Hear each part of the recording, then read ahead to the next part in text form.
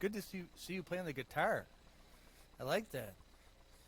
I'm almost having these visions of you on a mountaintop, just strumming away and singing.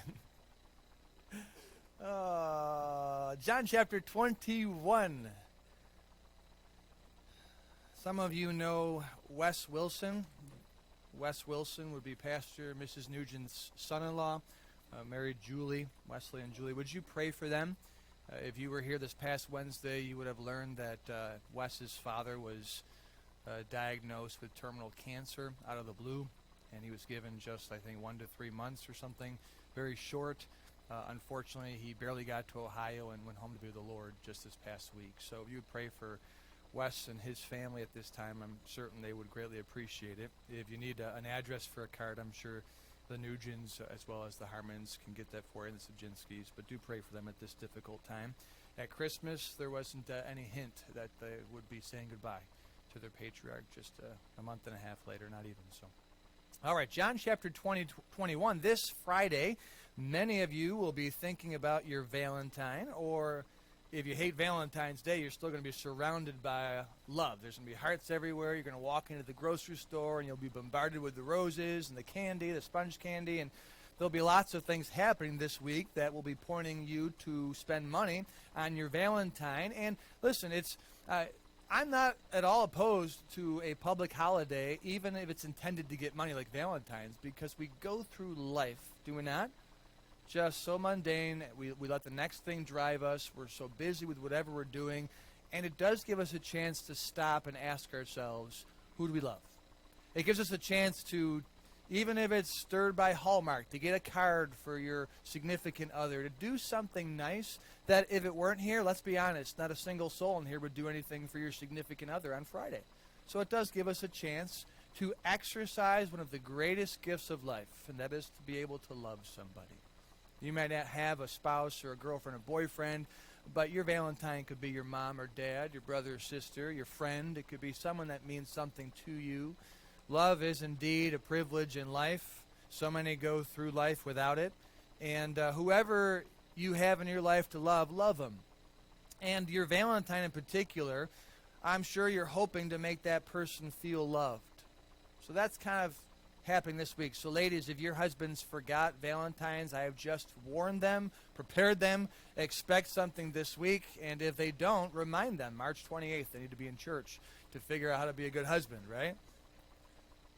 But I want to take advantage of the season of the week to highlight the greatest person in all the world and all the universe, and I want to focus on how he longs to be loved.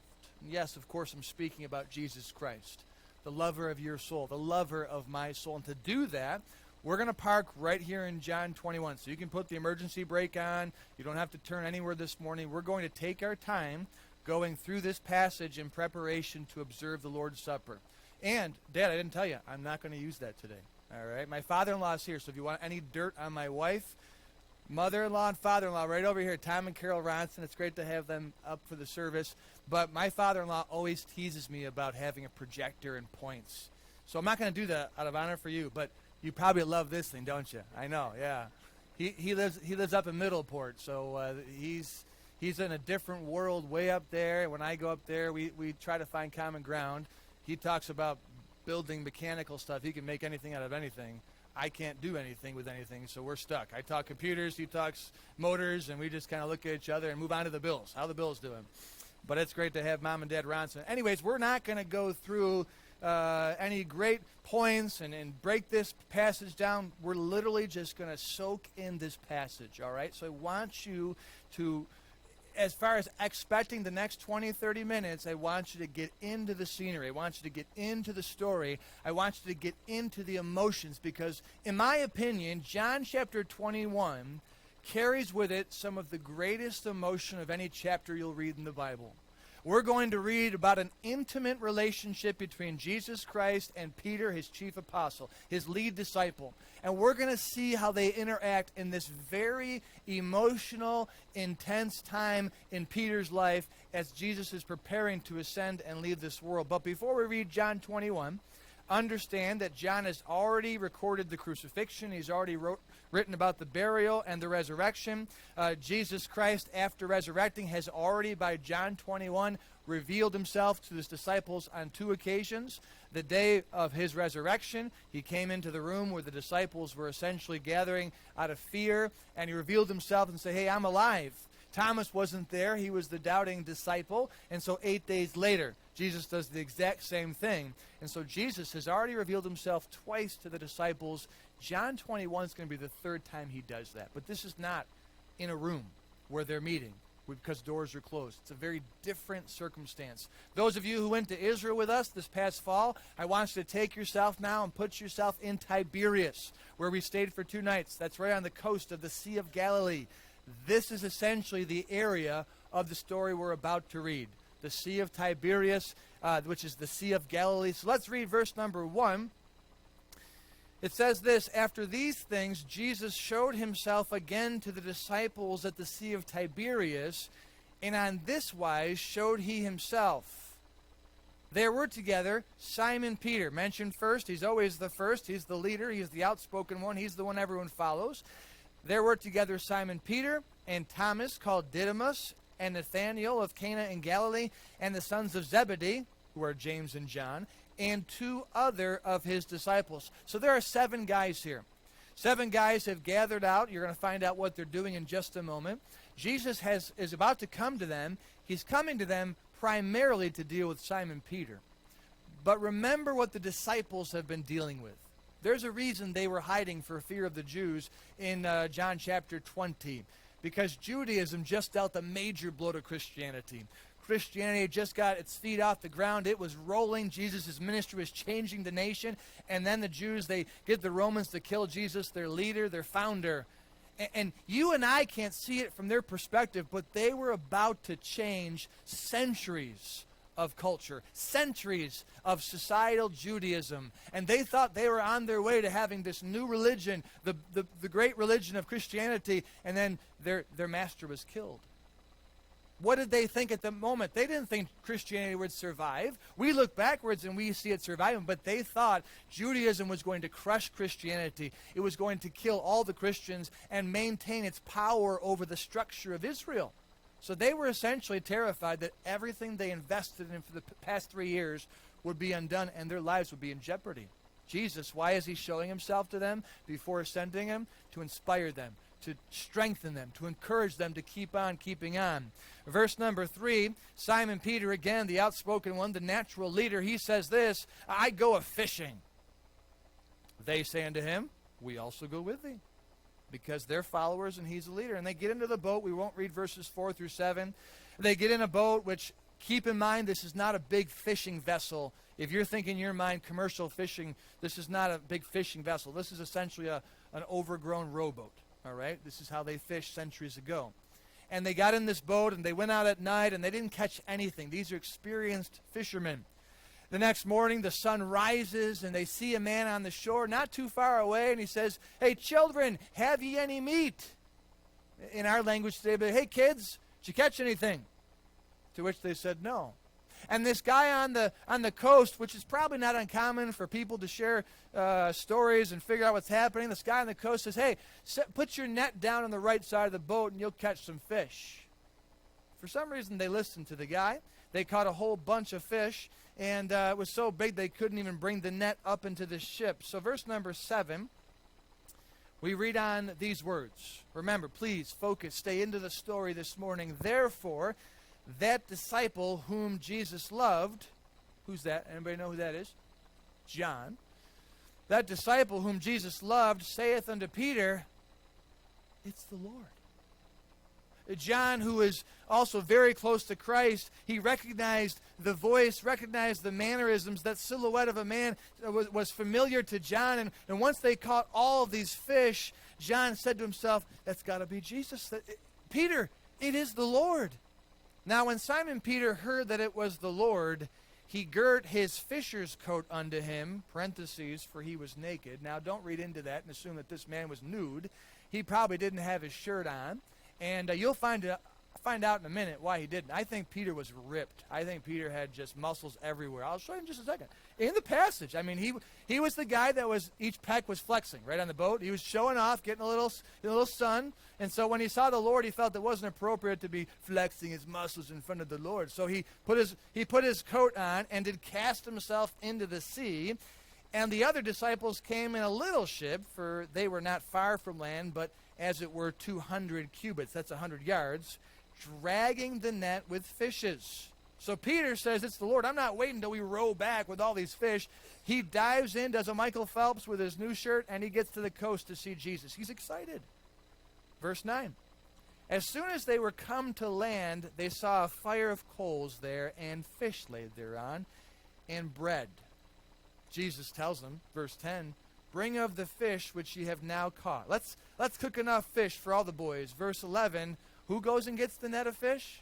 Who's the guy that's always out in the front? Who's the ambitious one? Who's the excited one? Who's the aggressive one? Who's the leader? It's Peter. Verse 11, Simon Peter went up and drew the net to land full of great fishes, 153, and for all there were so many, yet was not the net broken. I just told you, Peter was ripped.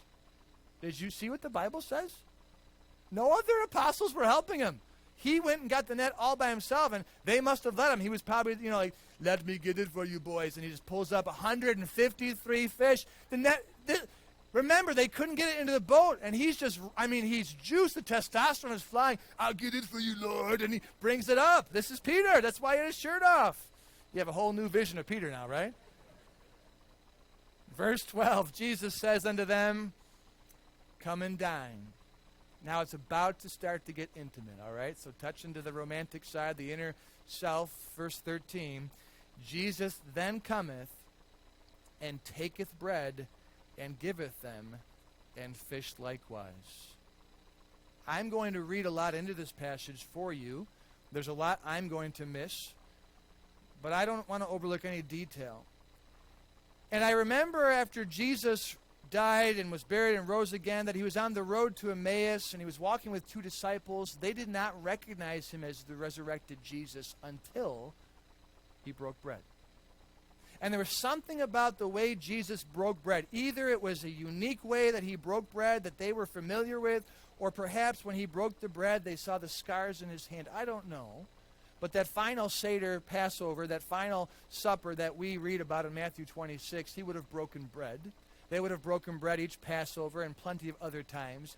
And I think Jesus did something special that they recognized. And here he's dining with his disciples, breaking bread. For me, it's a detail we shouldn't overlook. They're now recognizing that this is an intimate moment with our Master, our resurrected Master.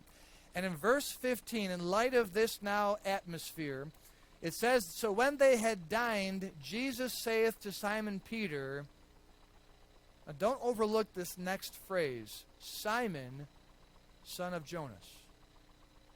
Remember that. We'll come back to it.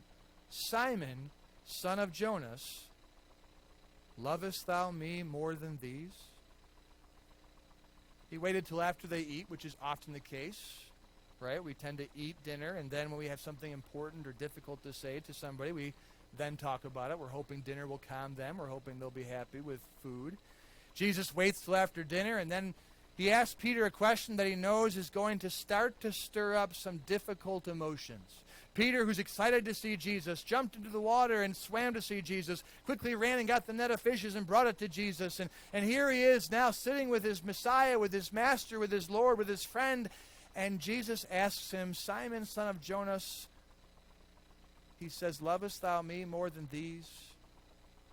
It's about now to take a different tone. Jesus is going to get into the soul of Peter. He's going to look right through his eyes and get to his heart and get Peter thinking. And by the time we're done with our story and we prepare to observe the Lord's Supper, I want you to think what Peter's thinking. Feel what Peter's feeling. And this first question, he's about to ask Peter three questions. The first question is different than the other two. The first question is not nearly as difficult to grasp as the second two, because the first question, he's not questioning Peter's love for Jesus, is he? He's just saying, lovest thou me more than these? Meaning, I know that you love me, Peter. Do you love me more than these? You say, what's he asking? Well, I'm not really sure what he's asking. In the past, I have taught that Jesus is asking Peter if he loves Christ more than Peter loves the fish, referring to these 153 fish, referring to the fish that are on the fire, the fish that's on their plate. That's being his trade. He did what he did well when he was on the boat, and he felt good about that. That's how he made money. That's what his reputation was. And perhaps Jesus was saying to Peter, hey, do you love me more than you love these fish? It's a good question to ask yourself. Good question to ask myself. Do we love Christ more than we love our career? Do we love Christ more than we love our income? Do we love Christ more than we love what we do well? It's a good question. I'm not sure that's what Jesus is asking here.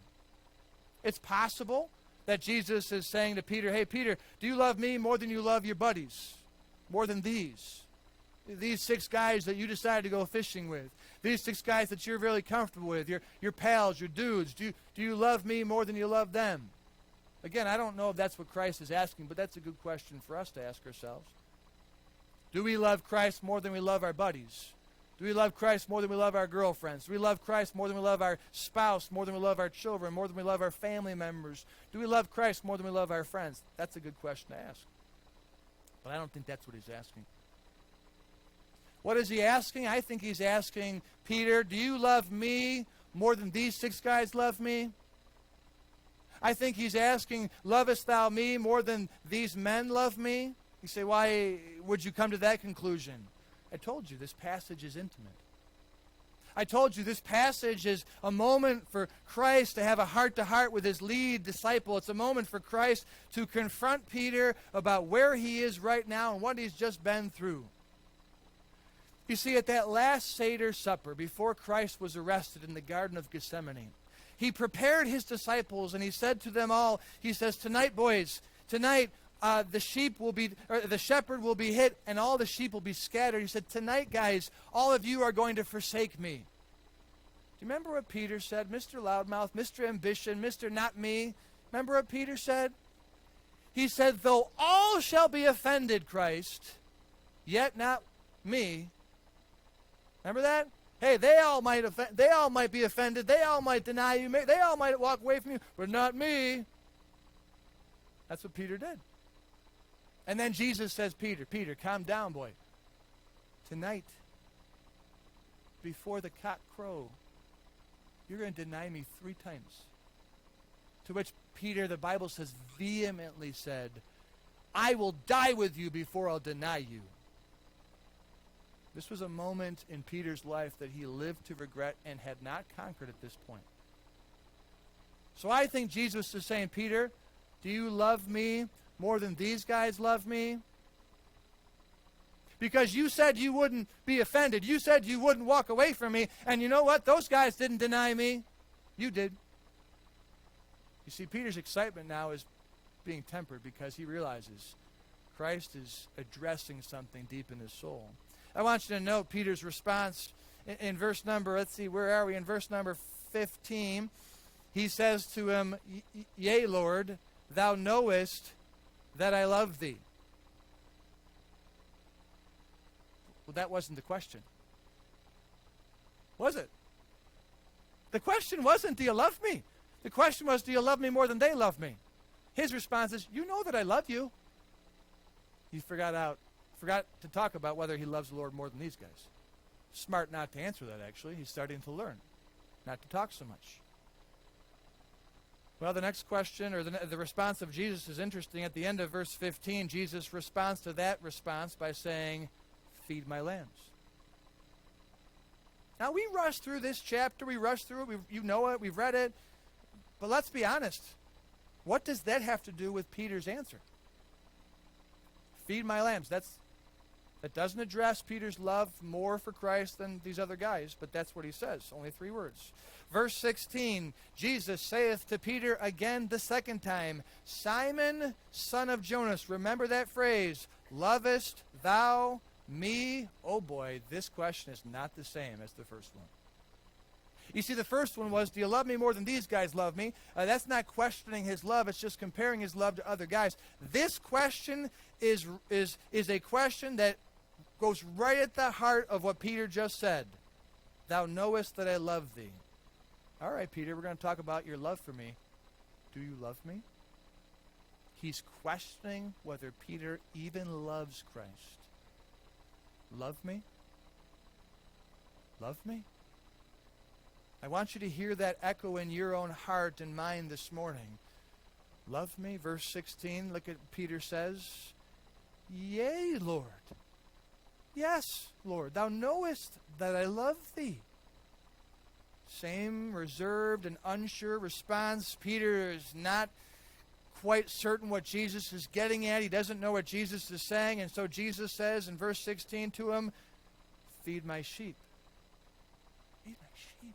Now get yourself in Peter's mind. What's going on here? Jesus came out to see me. I'm excited to see him. And he's comparing my love to him to these other guys. And he's telling me to feed his lambs. And now he just asks if I even love him. And I told him, of course, you know I love you. And he says to me, feed my sheep. Verse 17. He saith unto him the third time. Again, the phrase is, Simon, son of Jonas, lovest thou me? Love me? This passage is intimate, and I don't think Jesus says a word without it already being thought of. I don't think Jesus says anything just to say it. I don't think Christ has just gone off the cuff and talking to Peter. Christ is God, and God thinks about everything he says before he says it. And he says 3 times, lovest thou me? And the first time it's lovest thou me more than these. The second time it's lovest thou me? And again he says, lovest thou me? Do you love me? Why 3 times? Oh, it's intimate. This passage has purpose.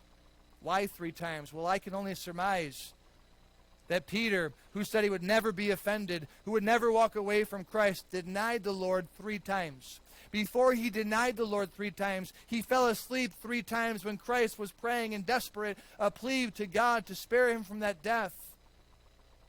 This is the 3rd time that Jesus has shown himself to the disciples. You see, of all the times he could have shown up to Peter, he shows up when he's fishing. Of all the things he could have done with Peter, he instantaneously and miraculously makes him a fisher of fish. And of all the things he could have asked Peter, he asked him if he loved Jesus more than the other disciples. He asked him if he loved Jesus 3 times. Love me? If you think for a moment that Peter is just sitting there thinking, hey, we're having a conversation, this is great to see you, Jesus, it's fun, you're mistaken. Peter knew exactly what was happening. Jesus was confronting him. Jesus was getting deep in his soul. He had a purpose for this conversation. You can see the emotion now in the middle of verse 17. The Bible says, Peter was grieved because he said unto him the 3rd time, lovest thou me? And Peter said unto him, Lord, thou knowest all things. You can see water swelling in Peter's eyes. Lord, thou knowest all things. Thou knowest that I love thee.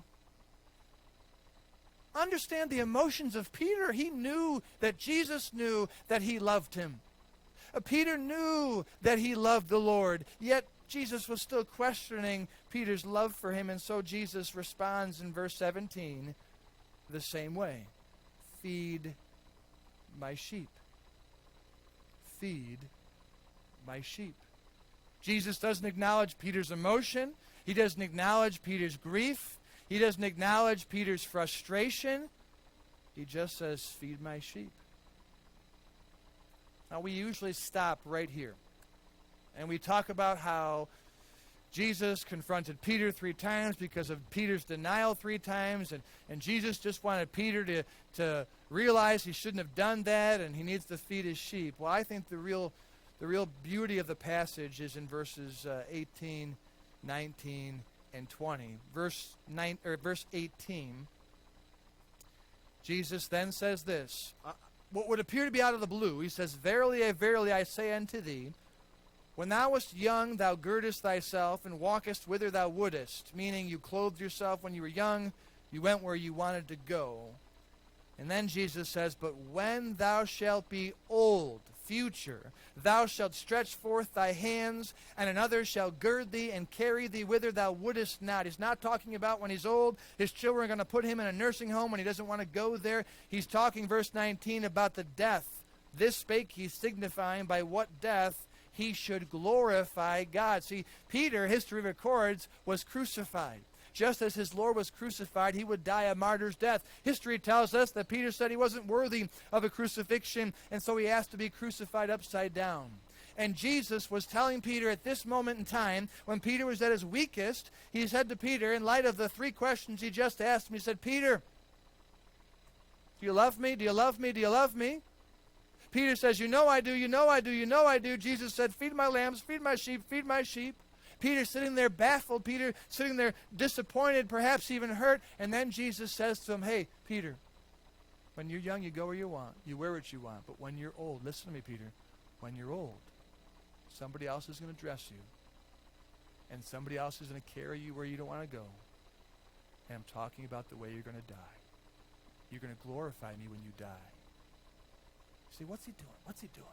He's taking Peter, who right now is frustrated and struggling with why Jesus is questioning his love for him, and he's saying to Peter, hey, I do know you love me. In fact, I know you love me because you're going to give your life for me. I know the future, Peter, and you're going to glorify me in your death. And remember what Jesus said in John? He said, greater love hath no man than this, that a man lay his life down for his friends. He says, I know you love me. You're going to lay your life down for me. But there's more to the story. Now let's read it in verse number 19, right at the end of that verse. And when he had spoken this, Jesus saith unto him, Peter, follow me. There's a lot in this passage that isn't said, but that is still said. And by that I mean, the closer you get to a person, the more you can say without actually saying anything. The more you can say with your eyes, right? In fact, think about Peter and Jesus. I've got to pull you into this relationship. Jesus told Peter before, you're going to deny me 3 times before the cock crow. Peter says, no way, Jose. Jesus said, yeah, it's going to happen. It happens. And you read the account, I believe, in Luke. And Luke denies Christ 3 times, and the cock crows. And the Bible says that the Lord turned and looked on Peter. You know what Jesus and Peter had? They had communication with their eyes. In this encounter in John 21, Peter's and Jesus, their eyes are latched onto each other, and Jesus is saying, do you love me? Peter's looking into those eyes, saying, you've got some beef with me. I don't know what it is. You know I love you. And they're having this interaction without saying too much. There's some intimacy here. Let us not be guilty of reading the Scripture too quickly or too casually or even too intellectually. See the intimacy and history of Jesus and Peter. Jesus chose Peter to be the lead apostle. It was Jesus who chose Peter to go up the Mount of Transfiguration and see Jesus glorified in the presence of Elijah and Moses, I believe. It was Jesus who let Peter come out onto the water. Where are they in this story? They're on the coast of the Sea of Galilee. You understand, perhaps yards from where they are, where Jesus and Peter are having this conversation, Peter can look out and see where he and Jesus walked on water together. They had some history. There's some intimacy here. And I want you to consider now the irony, the moment of this story in verse 19 where it matters. They were on the Sea of Galilee in this conversation. Peter was fishing in this conversation. And what did Jesus tell Peter? He said to Peter, follow me. You know, Jesus only ever said that to Peter one other time. This is where it gets, we're almost done, I promise, but listen. Jesus told Peter, follow me only one other time. You know what else Jesus only ever told Peter one other time? Simon, son of Jonas. I told you, pay attention to that phrase, because here Jesus says, Simon, son of Jonas, lovest thou me? Simon, son of Jonas, lovest thou me? Simon, son of Jonas, lovest thou me? He's never said that anywhere else but in one other occasion. It's when Jesus first met Peter. Jesus met Peter, and he looks at him and said, Simon, you're the son of Jonas. Your new name will be Cephas. You know what he was saying? I know you, and we're going to make a great team. And shortly after that encounter, when Jesus told Peter, you're the son of Joseph, he went to the coastline and saw Peter and Andrew fishing, and he said to Peter, he said, hey boy, follow me, and I'll make you fishers of men.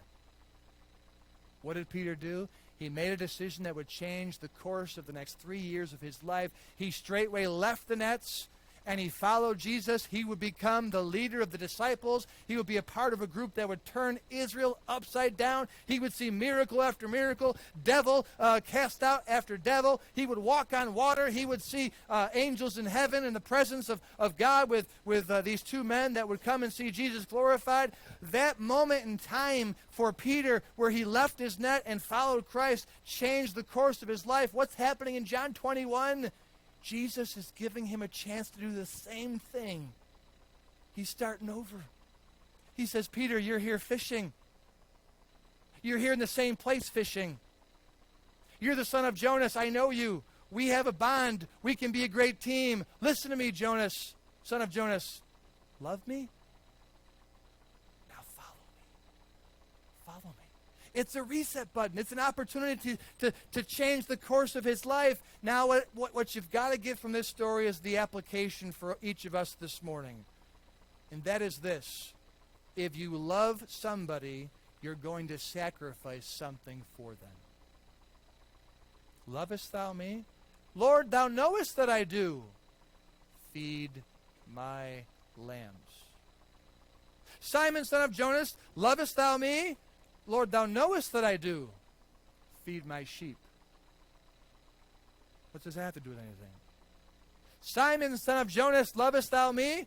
Lord, you know all things. You know that I do. Jesus says, feed my sheep. What does it have to do with anything? I can't fish and feed the same time. I can't do what I want to do and do what you want me to do at the same time. He wants me to prove my love. Talk is cheap, Peter. You already did it once. You already said, though all be offended, yet not will I. And that didn't work out for you. Stop talking. Don't tell me you love me. Show me you love me. You've got to forsake something. Don't just tell me, show me in sacrifice. We don't question the love of God today because he sacrificed his only begotten Son for us. We don't question the love of Christ for us today because he sacrificed his own life for us. Think, what did God tell Adam when it came time for marriage? He said, a man shall leave his father and mother and cleave to his own wife. What is that? It's a sacrifice. You have to give up on your family, give up on your heritage, and cling to your wife. Why? Because your wife needs to see that. Your wife needs to see sacrifice to feel loved. Jesus says, I need to see sacrifice to feel loved. Love me? Guys, when your wife asks you if you love her, she's not asking you to tell her you love her. She's asking you to show her you love her. And if she's asking you if you love her, that means you're not showing her that you love her. Well, I bought something for her. That's not a sacrifice. She wants you to give up something. Well, I shouldn't have to. She knew what she was getting when she married me. Part of the deal. I hunt. I fish. I golf. Right? I mean, your wife wants to see you sacrifice. Ladies, this is true for you. Your husband wants to see you sacrifice.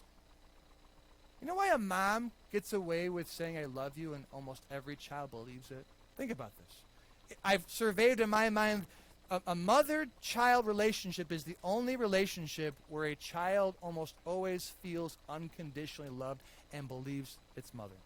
You know why? Because motherhood is synonymous with sacrifice.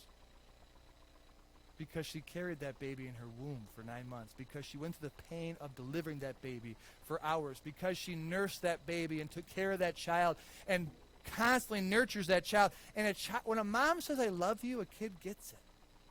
You know who a kid struggles with when it comes to love? Dad. You know who struggles with love? Adults. Because we don't see sacrifice from each other on our behalf. What is Jesus saying to Peter here? He says, follow me. If you want to prove your love to me, just don't tell me. Stop fishing. Stop fishing. Straightway leave your nets and follow me. As we partake of the Lord's Supper this morning, this is what I want you to think about as you hold the bread. as you hold the cup, as you begin to pray and evaluate yourself internally, I want you to ask yourself, what is it you have sacrificed to show Christ you love him? We can all say it. In a moment, we're going to sing it. We can all stand here and say, I love Christ. But talk is cheap. Peter said it. He meant it. But talk is cheap. What have you sacrificed for Christ to show him that you love him? How about it, seasoned saints? How about it, mid-agers? How about it, young adults, teenagers, children? What have you given up? You say, well, I haven't had to. You know, it might be that bitterness that you're hanging on to. You can tell Christ all day that you love him, but if you're hanging on to bitterness because you've got some angst with somebody, well, you're not proving your love for Christ at all. Maybe it's a show you watch that you shouldn't, and you need to give that up to show Christ you love him. Maybe it's music you listen to that you need to give up to show Christ that you love him more than your own pleasures. Maybe it's food. Maybe it's clothes. Maybe it's some behavior. Maybe it's some website. Maybe it's a hobby. Maybe it's a person. But there's something for sure that we are not giving up because we like it or because it's easy to do or because it's just enjoyable. And Christ says, you can't say you love me and keep doing that. Jesus came to Peter when Peter was doing what was easy for Peter to do. And he said, do you love me? If you love me, then follow me. P.S. Leave the net here. I know you're strong enough to pull the fishes, but leave the net. Sacrifice your occupation so you can do what I want you to do in the kingdom. This is what I want you to think about. We're going to sing a few verses. Jen, if you could get to the piano. Smaz, I'll lead just the first two verses, and then I'll have you come up wherever you went, wherever he went. I'll have you come up after.